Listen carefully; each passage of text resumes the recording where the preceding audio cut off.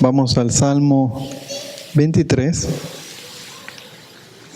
para la exposición de la palabra de este día.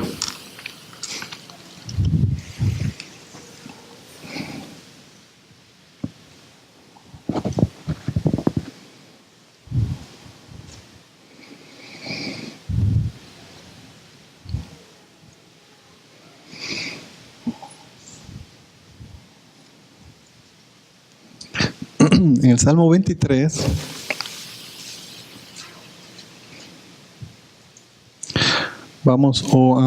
en esta ocasión sí, vamos a leer solamente el versículo 4.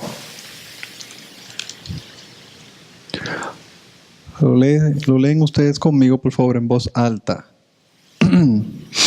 Y ahora sí, todos los niños están afuera. Salmo 23, versículo 4, lo leemos todos juntos en voz alta. Aunque ande en valle de sombra de muerte, no temeré mal alguno, porque tú estarás conmigo. Oremos una vez más. Hasta ahí, perdón, era en realidad hasta esa porción. La otra porción no la vamos a tocar en este día. Cierren sus ojitos una vez más. Vamos a orar. Padre Santo, una vez más, el pecado está tan arraigado en nosotros que nos es necesario una vez más pedirte que nos perdones. Límpianos. Queremos estar limpio ante tu presencia. Reconocemos que este es un lugar santo. Es un lugar santo en varios sentidos. Es un lugar que se dedicó a ti, pero también es un lugar santo porque tú estás aquí en este momento y tu presencia lo hace santo. Y Padre, tu Espíritu nos dé la humildad, nos dé la gracia para ser bendecido por ti. Nos humillamos ante tu presencia, confesamos ser conejitos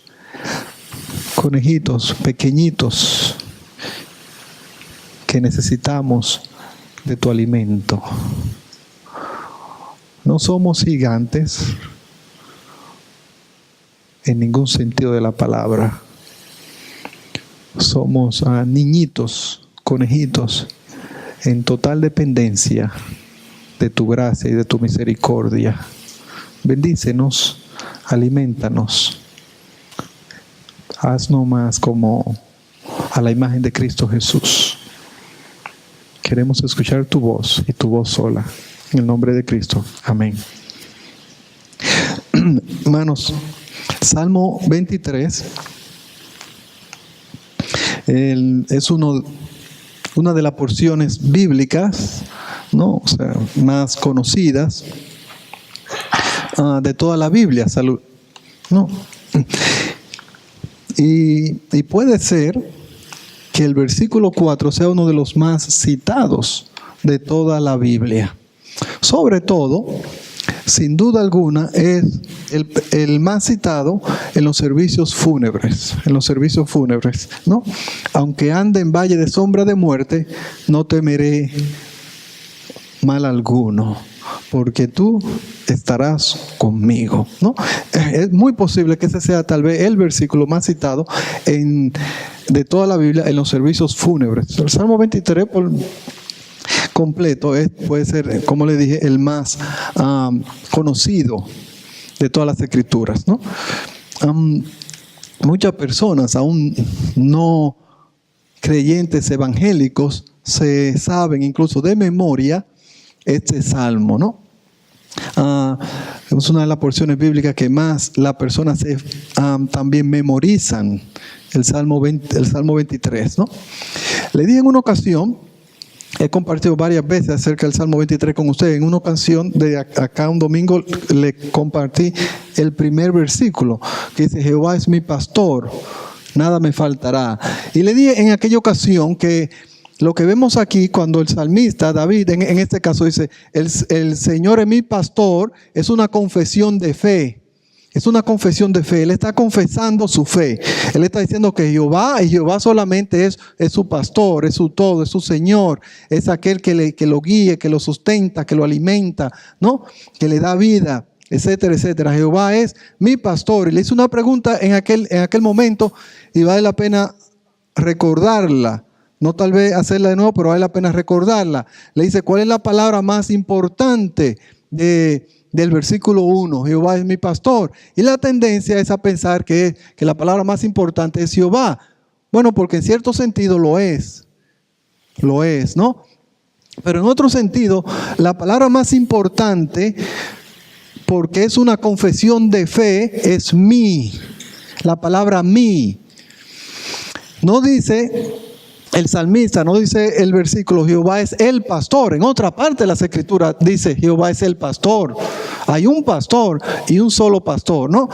Y en otra parte de las escrituras dice, Jehová es el pastor. Jesús es el pastor, el buen pastor. Pero aquí dice, Jehová es mi pastor. Y como le dije en aquella ocasión, hay una diferencia eterna entre decir Jehová es el pastor, a confesar y a decir Jehová es mi pastor. Jehová me ha salvado a mí, Jehová me ha perdonado a mí. Yo le pertenezco ahora a Jehová y Él me pertenece a mí. No, es donde se hace una fe que salva. Es una fe que salva, ¿no? Cuando Jehová, cuando el Señor se convierte, no en el Señor, no en Dios, sino en mi Dios, en mi Salvador, en mi pastor. Hace una diferencia eterna, ¿no? Y le dije también en aquella ocasión que todo el resto del Salmo 23 es una implicación, una implicación, ¿no? de esta confesión de fe. Me explico. Porque Jehová es mi pastor, si están mirando las escrituras, porque Jehová es mi pastor, entonces nada me faltará. Una implicación, un resultado, ¿no? Una consecuencia, ¿no? Porque Jehová es mi pastor, en lugares de delicado paso me hará descansar. Porque Jehová es mi pastor, junto a agua de reposo me pastoreará. Porque Jehová es mi pastor, confortará mi alma. Porque Jehová es mi pastor, me guiará por senda de justicia, por amor a su nombre. Porque Jehová es mi pastor, puedo decir, aunque ande en valle de sombra de muerte, no temeré mal alguno. ¿Por qué? Porque Jehová es mi pastor. Y así sucesivamente, ¿no? Porque Jehová es mi pastor. Entonces, el resto del Salmo es una consecuencia o implicación o realidad, como usted quiera decir, o todas las demás, de esa confesión de fe. Jehová es mi pastor. Y en esta noche, en esta tarde, yo espero no estar aquí hasta la noche, ¿no? Vamos a ver 3 puntos, ¿no? Acerca de este versículo. Aunque Jehová es mi pastor, aunque ande en valle de sombra de muerte, no temeré mal alguno, porque tú estarás conmigo. Los 3 puntos son estos. Si lo quieren anotar, lo deben anotar, deben de tomar notas. Como siempre le digo, lo sé que lo debo de tener cansado, pero la realidad es que somos discípulos y a la iglesia venimos a aprender. ¿Y alguien dijo amén? Sí, así es. En realidad toda la congregación debió decir amén, ¿no? Yo espero que esté tomando nota. Si dice amén, no, si no está tomando nota, maybe tú no quieres decir amén, ¿no? Bueno, pero si dijiste amén, por lo menos entiende y sabes, tienes el deseo y gloria a Dios por ello. Trae una libreta la semana próxima, ¿no? Entonces, la primera implicación o el primer punto que vamos a ver es la experiencia anticipada. Él está anticipando algo. ¿Qué está anticipando? Una experiencia. ¿Cuál experiencia? Andar por valle de sombra de muerte, ¿no? Esa es la experiencia, ¿no? Entonces, la primera es la experiencia anticipada. La segunda, y va a ser bien breve, va a ser por eso puse una breve descripción de esta experiencia, entre comillas, de esta realidad. una descripción, vamos a ver una breve descripción de la experiencia. Y en tercer y último, una razón, o la razón, para estar confiado, Y este es en realidad, el sermón, si usted le quiere decir así, ¿no? Entonces, vamos a ver el primero, vamos a desarrollar el primer punto, la experiencia anticipada, Miren, aunque ande en valle de sombra de muerte, no temeré mal alguno, porque tú estarás conmigo. Él está anticipando algo que va a pasar, algo que va a suceder, ¿no? David está usando un lenguaje pastoral, ¿no? Un lenguaje pastoral para describir sus pensamientos, ¿no? Él está utilizando, ¿no?, un lenguaje pastoral para describir o describirnos sus pensamientos. Y el versículo 4, ¿quién está hablando? ¿El pastor o la oveja? Bueno, en el salmo completo, pero estamos en el versículo 4. ¿Quién está hablando? ¿Está hablando el pastor o está hablando la oveja? Está hablando la oveja, ¿no? La oveja es la que está hablando. Y la oveja está diciéndonos aquí que aunque ande en valle de sombra de muerte, no temeré mal alguno, porque tú estarás conmigo, ¿no? La oveja está aquí anticipando esta experiencia, ¿no? La oveja sabe que va a llegar un momento que el pastor la va a dirigir, a pastorear, a llevar por valle de sombra de muerte, ¿no? Se fija en los primeros versículos, no dice, en lugares de delicado pasto me hará descansar. ¿Quién? El pastor. El pastor va a dirigir, va a pastorear las ovejas a lugares de delicado pasto, junto a aguas de reposo, ¿no? Etcétera, etcétera. Pero la oveja también reconoce, David me refiero, que van a haber momentos en la vida donde el pastor la va a llevar a ella como oveja por lugares de peligro, ¿no? Por lugares de sombra de muerte, ¿no? Y él nos describe esta escena, ¿no?, donde el pastor está pastoreando, dirigiendo, como le dije, las ovejas. En este caso, el lugar peligroso, oscuro, un ambiente amenazador. Puede ser un camino estrecho donde hay un abismo, o por lo regular eran bosques o un bosque oscuro lleno de animales salvajes, ¿no? Donde por instinto o naturaleza las ovejas no querían ir. ¿Entendió?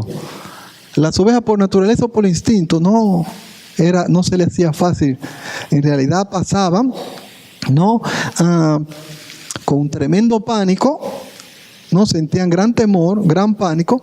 Y fíjense que es el pastor o la presencia del pastor que tranquiliza la oveja, ¿no? Que tranquiliza la oveja. Pero es importante entender que aquel que nos pastorea junto a aguas de reposos, ¿no? Junto a aguas de reposos, junto a lugares de delicado paso, también es Él el que nos guía a valle de sombra de muerte, ¿no? Nos gusta pensar que el Señor nos lleva siempre a lugares de delicados pasos, ¿no? Junto a aguas de reposos. No nos gusta pensar que el mismo pastor también nos lleva al lugar de sombra de muerte, de valles de sombra de muerte. Ahora, aquí David nos pinta un valle de tribulación severa, Y escuche que puede incluir el valle de la misma muerte. A la cual nuestra humanidad está sujeta. El último, la Biblia le dice, el último, ¿qué? Enemigo. Y hago así para el piso, no vaya a pensar que estoy señalando a alguno de ustedes cuando digo enemigo. Ustedes son mis hermanos, ¿no? Nuestra vida está sujeta a la muerte. ¿Cómo le digo? ¿Cuál es el último enemigo? Usted entiende que al principio el plan original de Dios no implicaba la muerte. La muerte, por así decir, no fue parte del plan original de Dios. La muerte entró por consecuencia ¿de qué? Del pecado, en este caso del pecado de... Bueno, los hombres van a decir Eva, y yo sé que las mujeres van a decir Adán. No, el pecado, pero la Biblia dice que fue el pecado de Adán. No, en Romanos. No, el pecado de Adán. Él desobedeció, la humanidad cayó. Pero hubo otro que obedeció y la humanidad en él puede alcanzar la vida eterna, ¿no? Entonces, este último enemigo en realidad es en realidad la experiencia más triste y peligrosa del hombre. La muerte, ¿no? La muerte es aquello a la cual el hombre más teme en realidad. Miren, Joseph Stalin, un dictador ruso que gobernó en los 1930, responsable, ¿saben de qué? Ateo fue responsable de cientos de miles de ejecuciones, ¿no? Él mandó a ejecutar cientos de miles de personas en los más o menos 1930. Este ateo le pasó algo. ¿Qué le pasó? Su esposa cometió, ¿saben? Suicidio. La esposa se dio, si no me equivoco, estoy casi seguro, no 100%, se dio un tiro. La esposa se suicidó. Y Stanley, la muerte de su esposa, a pesar de que él ya había mandado a matar cientos de miles de personas, cuando le tocó bien de cerca, cuando le tocó a su esposa y vio la muerte cara a cara, traumatizó su vida de forma tal que nunca más volvió a ser igual. Eso es lo que la muerte en realidad hace, sobre todo con el ateo o el no creyente. Hay otro muy conocido, ateo también, si no lo sabía, ya lo sabe, Shakespeare. Lo conocen por sus obras, ¿no? Una de las más famosas, ¿cuál es? Exacto, sí. Y ustedes pueden ver en esa obra y en algunas más que él tenía una curiosidad. Él estaba, sí, puedo decir una fijación, sí, un enfoque, en realidad lo que era un temor. Y ustedes no lo ven en sus obras primordialmente, pero sí lo ven en sus escritos. Un temor a la muerte. Él, en sus escritos personales, él describía la muerte. Tengo algunas palabras, por ejemplo, que anoté como lo más horrible, lo más atemorizante, misterioso, espantoso y otras palabras similares. Este ateo veía la muerte como algo tan horrible, tan misterioso, que cautivó toda su vida. Toda su vida. Y la realidad es que el mundo ve la muerte de esta manera, en una porción mayor o menor. Y yo no puedo pensar en yo diría la diferencia, contraste sería una mejor palabra, en un mayor contraste entre el creyente y los no creyentes con relación a la muerte. En mi observación en la vida, uno de los contrastes más grandes en la vida, en el ser humano, es la muerte del creyente y la muerte del impío. Usted ha estado, me imagino yo, o muchos de ustedes, en servicios funerables de inconversos, personas, por ejemplo, la persona que falleció, ¿no? Inconversa con seres queridos inconversos. Es lo más triste que usted pueda ver o experimentar. El llanto. Y ustedes que pasan, por ejemplo, ya de los 40, que me imagino si pasó de los 40, tal vez ha estado en 1 o 2 servicios fúnebres. Un servicio fúnebre de personas inconversas es algo terrible, súper triste. Ahí no hay esperanza. Ahí hay un llanto digno de pena. Por otro lado, en mi experiencia como creyente, también he observado y he estudiado servicios de creyentes, servicios fúnebres de creyentes. ¿Y saben cómo le llaman? Celebración de vida. ¿Qué diferencia? ¿Hay pena? Absolutamente que hay pena. Y hay tristeza, pues se nos van seres queridos, ¿no? Y lo vamos a extrañar. Lo vamos a echar de menos y vamos, por supuesto, por ejemplo, si es un hombre, ¿no?, que traía el pan de cada día, por así decir, sabemos que vamos a tener problemas, ¿no? Si es una mujer viuda, una mujer con... Y lloramos por su ausencia y por la consecuencia. Pero no porque falleció, porque ya no decimos falleció ni murió. ¿Qué decimos? Se fue a casa, se fue a la presencia del Señor. ¿Qué contraste, hermanos, entre la muerte del mundo o en el mundo, no, y la muerte en la iglesia o de creyentes? Miren, John Wesley, uno de los predicadores en su tiempo, ¿no?, un evangelista, en su tiempo tal vez fue uno de los más grandes, o el más grande, más sobresaliente, más conocido. No, le hicieron una pregunta. ¿Quién se la hace? Se la hace la iglesia de Inglaterra, que para este entonces ya se había apartado del evangelio verdadero. Y la pregunta que le hacen a John Wesley fue esta: ¿cuál es la diferencia, en esencia, del mensaje evangélico que tú predicas, el mensaje que tú predicas, y el mensaje que predica la iglesia de Inglaterra? Recuerden lo que dije, la iglesia de Inglaterra para este entonces ya se había apartado de predicar el evangelio. Fíjense, no solamente yo diría cómo él contesta. Y contesta diciendo esto. Escuchen.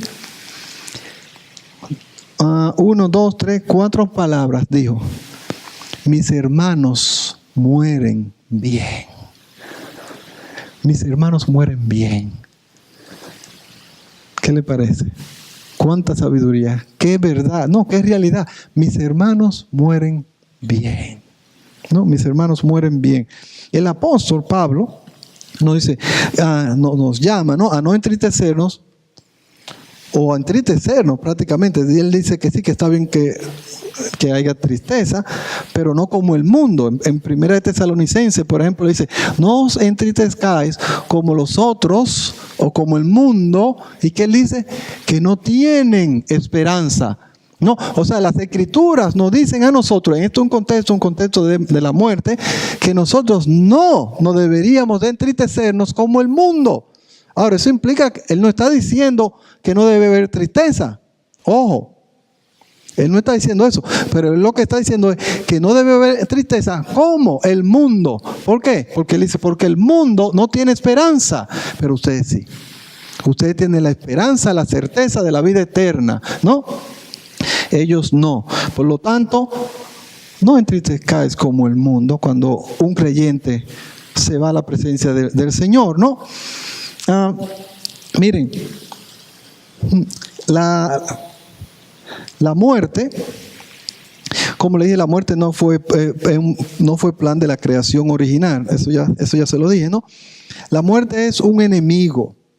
Por eso hay tristeza, por eso hay temor, por eso hay angustia, por eso hay todas estas cosas que sentimos con relación a la muerte. Eso es algo sobrio, ¿no? Yo no le estoy restando nada a la muerte, ¿no? La muerte simplemente es un enemigo. Pero la realidad es que Cristo triunfó sobre ese enemigo, ¿no? Cristo murió y resucitó al tercer día para llevar cautivo la misma muerte, ¿no?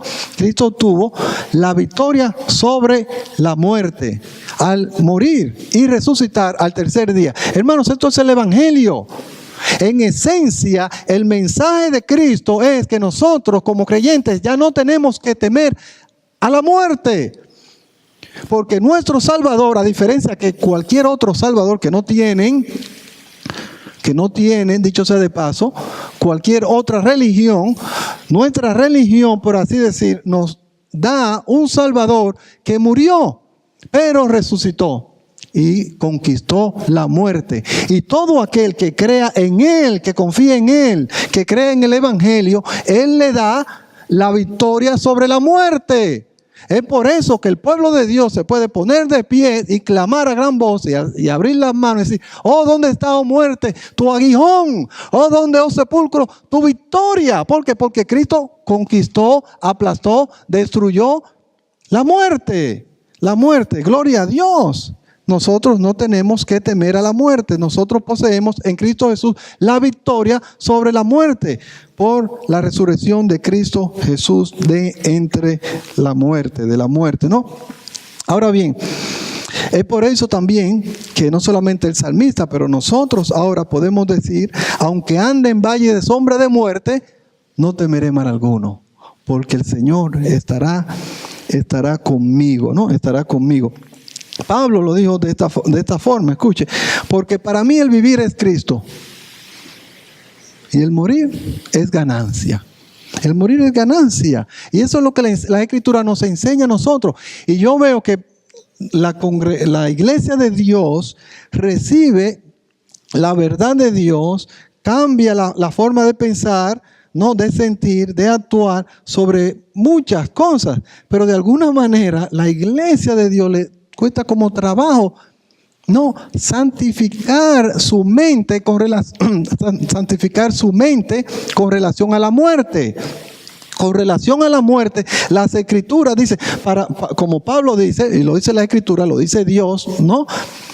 Para nosotros el morir es ganancia, porque es estar con Cristo, lo cual es un poquito mejor que esta vida. No, Pablo dice, lo cual es muchísimo mejor. Y ese debe ser la mente, en realidad, la forma de pensar del creyente, ¿no? Del creyente con relación a la muerte. Ahora, ojo, fíjense que en el versículo 4, sus ojitos, en el versículo 4, fíjense lo que le dice: aunque ande en valle de sombra de muerte, no temeré mal alguno, porque tú estarás conmigo. ¿Se fijaron en algo? A través del salmo completo, es como que el salmista, la oveja, está hablando a un público, ¿no? A Israel, en este caso a la iglesia, a un público, y él está hablando acerca de su fe. Jehová es mi pastor. No, él como que se para aquí frente a usted y le dice: señores, escúchenme, Jehová es mi pastor. Y porque Jehová es mi pastor, nada me faltará. En lugares de delicados pasos me hará descansar. Junto a aguas de reposo me pastoreará. ¿No? Pero llega el versículo 4 y hay un cambio glorioso. Dice, él le sigue hablando a la congregación, por así decir, ¿no? Confortará mi alma, me guiará por senda de justicia por amor a su nombre. Y llega el versículo 4 y dice: aunque ande en valle de sombra de muerte, dice, no temeré mal alguno. Pero aquí cambia, aquí deja de mirar al público y de hablarle al público y se vira. Y es como que le dice: no temeré mal alguno, porque tú estarás conmigo. Le habla a Jehová. No le habla en los cielos, no. Le habla al ladito de él. Hay una diferencia enorme, hermanos. Jehová no está lejos, Jehová está cerca. Y por eso el temor desaparece, ¿no? Y vamos a leer específicamente algunos versículos que nos aseguran de su cercanía. ¿Qué tan cerca está este pastor de nosotros? Ustedes van a ver, miren, entonces él deja de hablarle a ellos y le se enfoca o le habla al pastor. Una diferencia enorme, hablar de él y hablarle a él. La pregunta es, ¿le habla usted a él? Eso puede ser la diferencia del cielo al infierno. El creyente le habla a él, le confiesa a él, le adora a él. El creyente es una persona que tiene una relación real y viva. No perfecta, pero es real y viva con su pastor. Y por la mañana, o al mediodía, o por la noche, le habla a él. ¿Te comunicas tú con el pastor? Háblale, tú le hablas a él. Si no, no hay una relación real.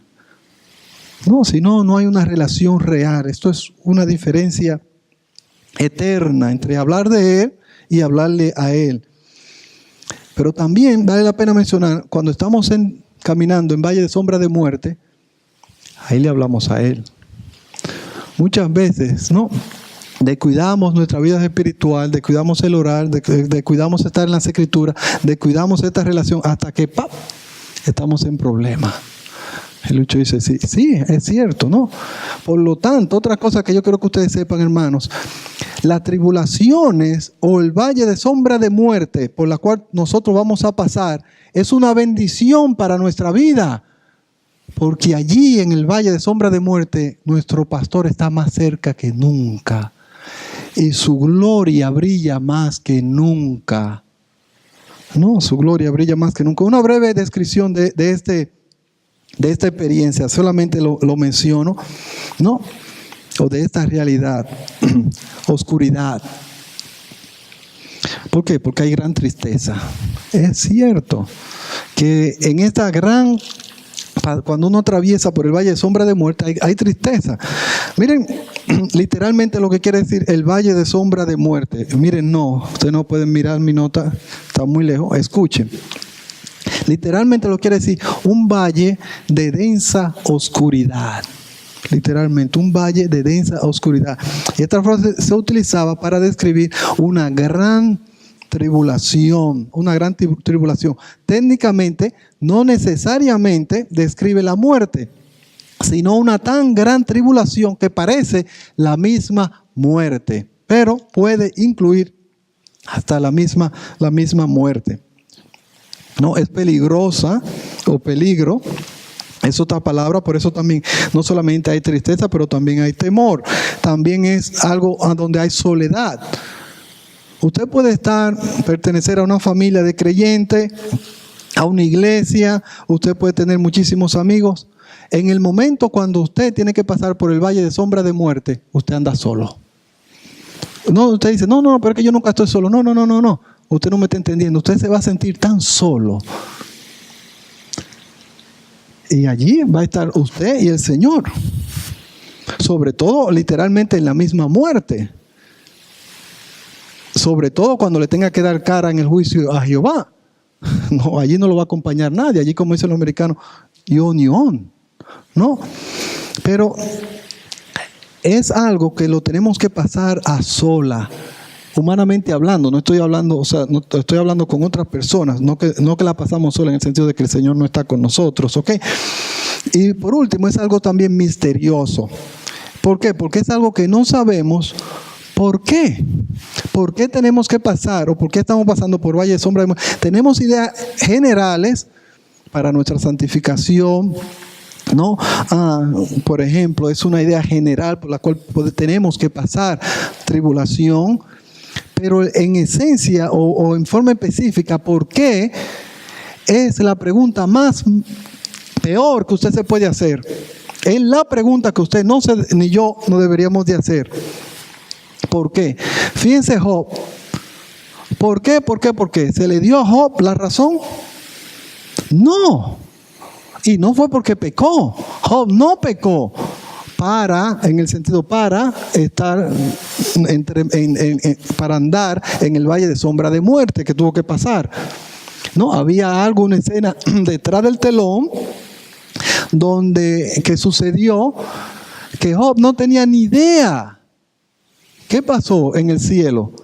Hubo una reunión entre Dios y sus ángeles, dentro de ellos también estaba Satanás, y bueno, y allí ustedes saben. Dios le dice a Satanás, ahí lo tiene. No, ahí lo tiene. Pero no fue porque pecó. A Job nunca se le da la razón, el por qué. Yo escucho a veces nosotros, ¿no? A veces nos hacemos la pregunta, pero ¿y por qué? Puede ser que nosotros nunca vamos a conocer como Job, nunca la razón por qué. Mejor entonces no hacernos esa pregunta. Una cosa no fue porque pecó. Tampoco fue porque era muy obediente. Lo que implica es, cuando usted ve a un hermano pasando por valle de sombra de muerte, no diga, pero ¿por qué? Si mira si el pobrecito, mira cómo le sirvió al Señor, mira cómo, qué hombre o qué mujer de Dios, no se merece lo que le está pasando. No. Eso no es una forma bíblica de pensar. No es porque peca, ni tampoco porque es obediente. el Señor Jesucristo pasó por valle de sombra de muerte en varias ocasiones, yo diría primordialmente en 3. La primera después de su bautismo, ¿no? Cuando por el Espíritu, dice, ¿quién dice que le llevó al desierto? Fue el Espíritu que le llevó al desierto para ser tentado. Por así decir, el pastor lo llevó hasta allí, ¿no? Y allí fue tentado por Satanás, ¿no? Él no pecó y él fue también dirigido allí por el mismo Espíritu. En segundo lugar, en Getsemaní. En Getsemaní también el mismo Jesús atraviesa por el valle de sombra de muerte y casi le quita la vida, literalmente hablando, ¿no? Y en esa ocasión, ¿no? Jehová, Dios, su Padre, le manda así, en su gracia, en su misericordia y compasión, le manda un ángel, no dice en las Escrituras, para fortalecerle, ¿no? Y atraviesa y va al último valle de sombra de muerte que el Señor Jesucristo atravesó. ¿Cuál fue? En Golgota, o a la cruz misma, ¿no? Y allí, a diferencia, por ejemplo, de Getsemaní, donde Dios, en su misericordia, en su compasión por él, le manda un ángel para sostenerle, para alentarle, ¿no? Para fortalecerle. Allí las Escrituras nos dicen, con esta palabra, el Señor Jesucristo muriendo, dice, Padre, ¿por qué me has ¿qué? Abandonado? Lo abandonó. Dios el Padre en la cruz abandonó a Cristo Jesús. ¿Y saben por qué lo hizo? Para nunca más dártele parte a ti, ni a mí. Cuando estamos en un valle, en el valle de sombra de muerte, tenemos la certeza de que Dios no nos abandona. Abandonó a Cristo para nunca más. Aquel que no cometió pecado lo abandonó. Para nosotros que hemos cometido infinidades de pecados, para nosotros, porque estamos en Cristo Jesús, nunca más abandonarnos, ¿no? Y lo que David está diciendo es que esta certeza, esta verdad y este confesar de que tú estás conmigo nos da ánimo, aliento, fortaleza, gracia y fe, ¿no? Nos llena de paz, ¿no? Entonces, esta es la promesa del Evangelio. Esta es la misma promesa del Evangelio. Escuche. Y he aquí, yo estoy con vosotros, ¿qué? Todos los días hasta el fin. Vean conmigo, por favor, a 2 de Corintios.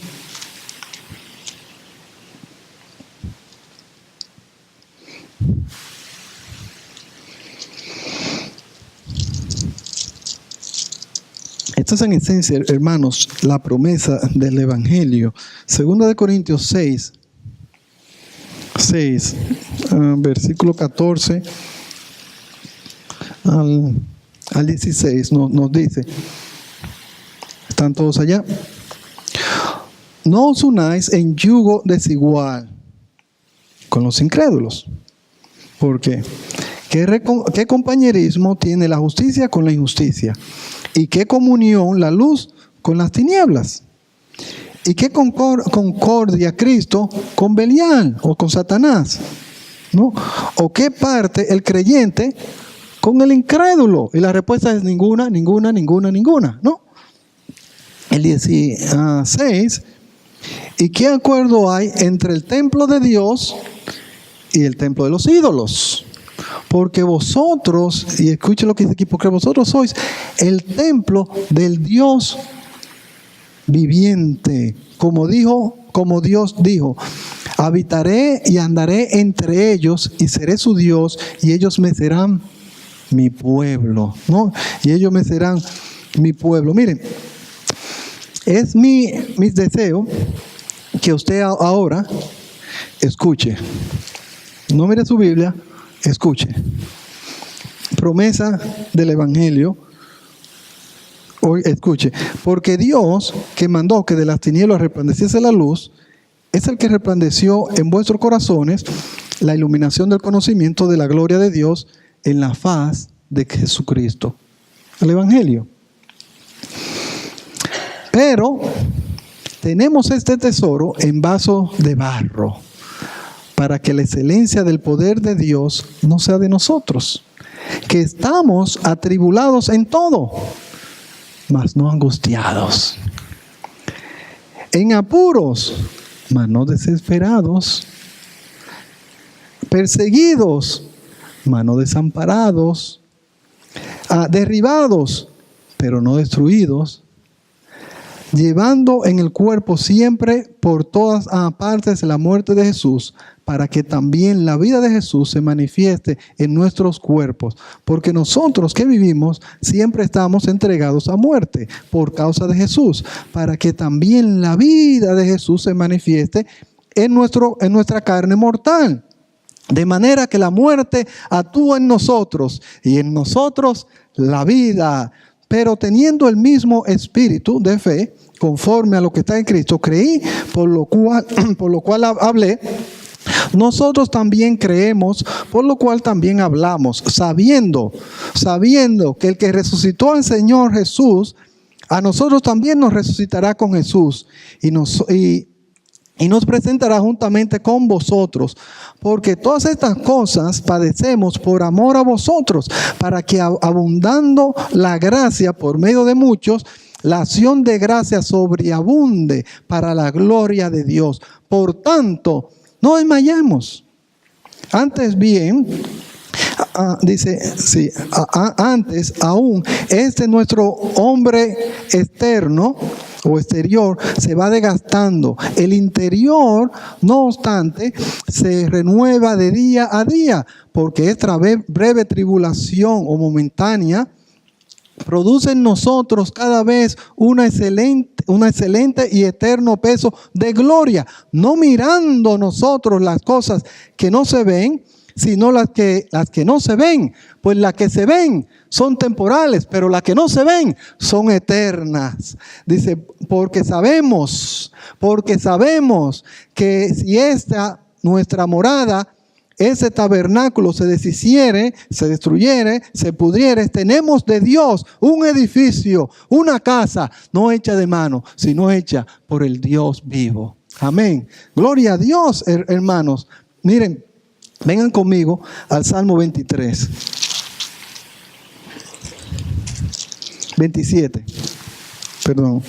Salmo 27.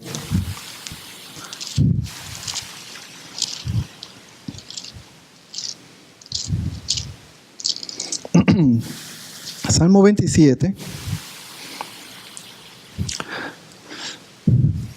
Jehová, estamos todos, Salmo 27.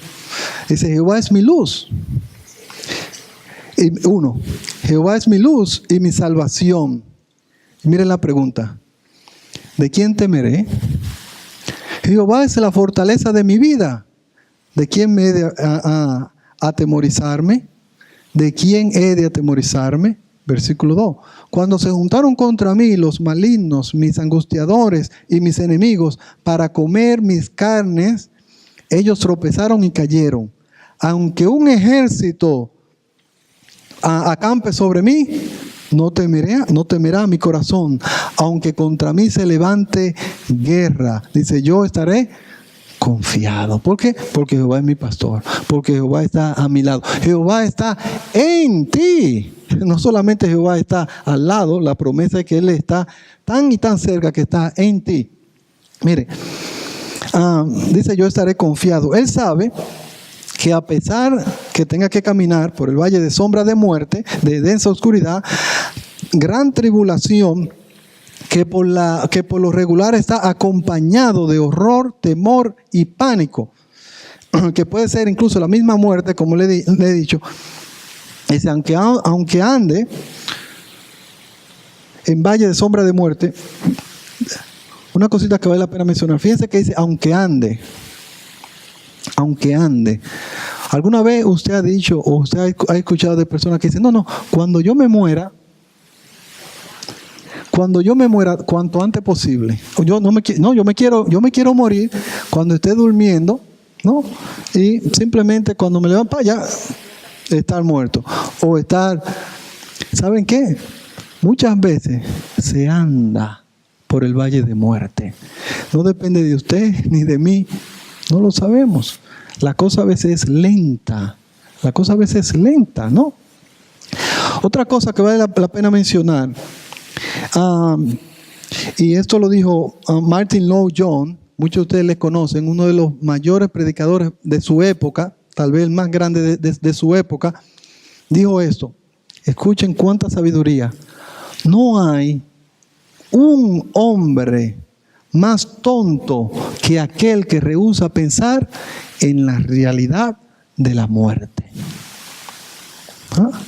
No hay un hombre más tonto que pensar en la realidad inevitable de la muerte. Y dijo lo siguiente en realidad, porque es la muerte la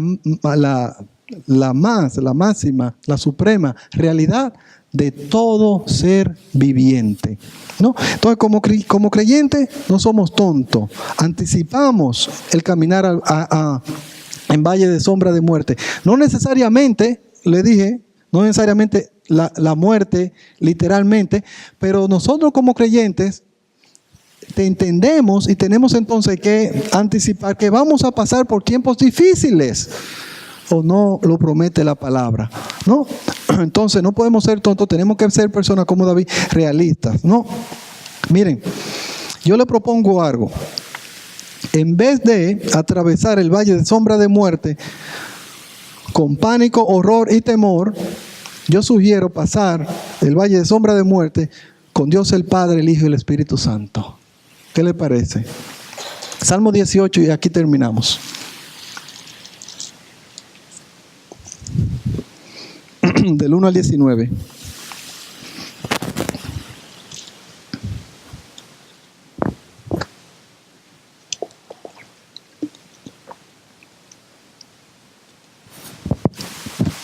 ¿Tienen todos?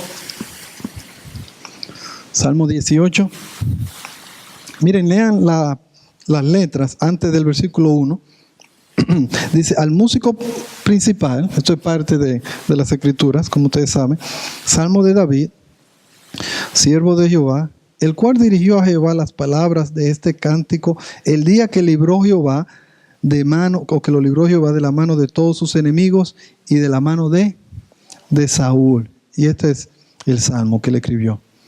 Te amo, Jehová, fortaleza mía, Jehová, roca mía y castillo mío, mi libertador, Dios mío, fortaleza mía, en él confiaré, mi escudo y la fuerza de mi salvación, mi alto, ¿qué? Mi alto refugio, ¿no? Aquí él está alabando a Jehová. Él dice, Jehová, tú eres mi fortaleza, tú eres mi refugio, tú eres mi roca, en ti solamente es de confiar. Entonces dice, invocaré a Jehová, quien es digno de ser alabado, y seré salvo de mis enemigos. Dice, me rodearon. Entonces aquí él comienza a describir esta escena, ¿no?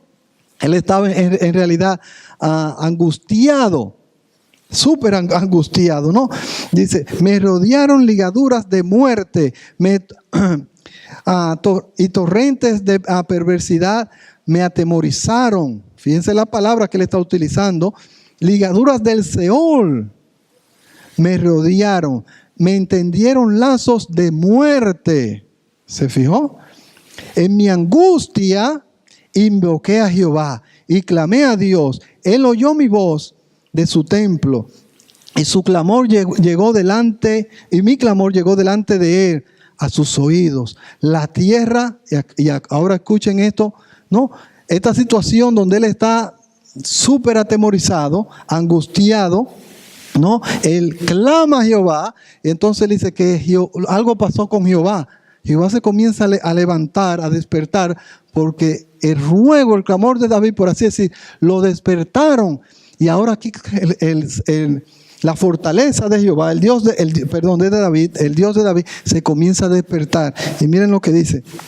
La tierra fue conmovida y tembló. Se conmovieron los cimientos de los montes y se entremecieron porque se indignó él. Humo salió de su nariz. ¿Usted se está imaginando esto? Un monstruo que está tan indignado que le está saliendo humo por las narices, ¿no? Y dice, y se entremecieron porque se indignó él. Humo salió, el versículo 8, humo salió de su nariz y de su boca fuego consumidor. El fuego fue tanto así que salió, dice que carbones fueron por él encendidos, ¿no? El versículo 9, inclinó los cielos y descendió, y había densa tinieblas debajo de sus pies. El versículo 10, cabalgó sobre un querubín, y ¿qué dice? Y voló.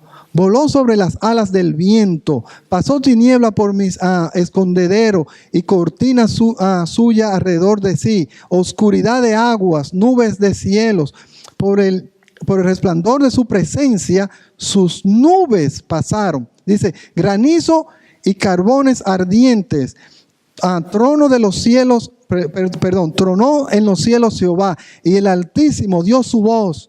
Granizo y carbones de fuego, envió sus saetas y los ¿qué? Y los dispersó. Dice, lanzó relámpagos y los ¿qué? Y lo destruyó. Entonces aparecieron los abismos de las aguas y quedaron al desierto descubiertos los cimientos del mundo. Cuando yo pregunto, ustedes responden, ¿no? A la reprensión a Jehová por el silo, por el soplo del aliento de su nariz. Ahí ustedes tienen otra vez esta figura, ¿no? Envió desde lo alto, dice, me tomó, me sacó de las muchas aguas, me libró de mi poderoso enemigo y de los que me aborrecían, pues eran más fuertes que yo. Me asaltaron en el día de mi quebranto, mas Jehová fue mi apoyo. Me sacó a lugar espacioso, me libró porque se agradó de mí. Dicho sea de paso, si usted está en Cristo Jesús, Él se agrada de usted también. En el medio de esta situación tan espantosa, tan atemorizante, de la misma muerte por la cual David estaba pasando, porque lo querían destruir, él hizo algo. Él comenzó a alabar a Jehová. Jehová, tú eres mi roca, tú eres mi fortaleza, tú eres mi refugio. Y él dice que Jehová lo escuchó. Y Jehová, la figura de como un monstruo gigantesco, se levantó indignado por la maldad, no por la injusticia, por la circunstancia en la cual uno de los suyos estaba pasando, y se indignó, destruyó a los enemigos y los sacó Jehová a aguas tranquilas, ¿no? Al lugar espacioso, al lugar sereno. Lo sacó del valle de la sombra de muerte. Así es nuestro Dios, así es nuestro Dios. Nuestro Dios, hermanos, en medio de las circunstancias de la vida, muchas veces cuando clamamos, se levanta como un monstruo gigantesco, ¿no? Y nos saca, pero aplasta también a nuestro enemigo. Gloria a Dios. Vamos a orar. Padre Santo, te damos tanta gracia, porque tú eres el Dios que está en nosotros y por nosotros. Y si tú estás por nosotros, la iglesia de Dios dice, ¿quién contra nosotros? ¿Quién contra nosotros? Aquel que no escatimó a su propio hijo, ni siquiera a su propio hijo, sino que lo entregó para ser destruido por nosotros. ¿Cómo no? ¿Cómo no nos va a dar la gracia? ¿Cómo no nos va a socorrer? ¿Cómo nos va a abandonar? Padre, te damos gracias, porque tenemos la certeza de que aunque andemos en valles de sombra de muerte, no tenemos que temer. No tenemos que temer, porque tú estás con nosotros y por nosotros. Alabado sea tu nombre. Bendito sea Jehová por siempre. Amén. Hermanos.